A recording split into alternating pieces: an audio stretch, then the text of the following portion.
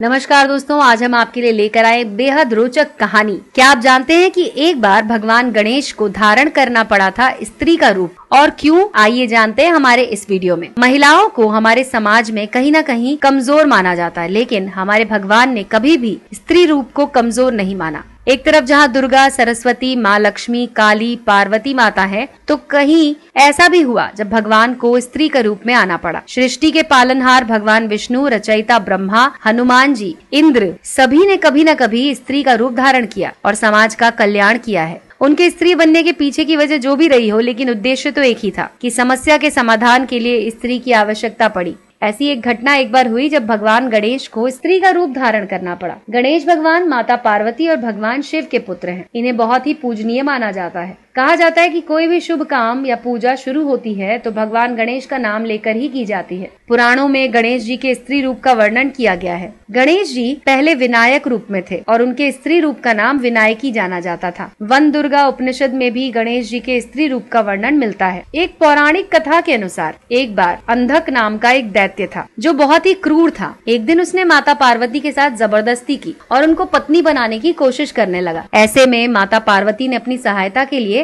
शिव जी को बुलाया। अपनी पत्नी को दैत्य से बचाने के लिए भगवान शिव ने अपना त्रिशूल उठाया और उसको उसके आर पार कर दिया।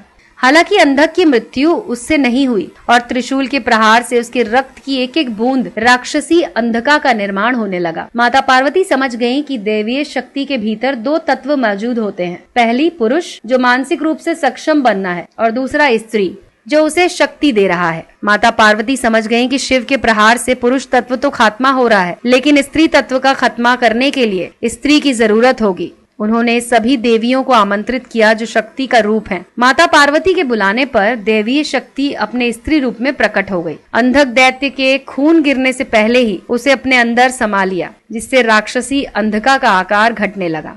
हालांकि अंधक के गिरते हुए रक्त को खत्म करना बहुत मुश्किल हो रहा था। उसी वक्त भगवान गणेश स्वयं स्त्री रूप में आ गए। विनायकी रूप में आए गणेश ने अंधक का सारा रक्त पी लिया।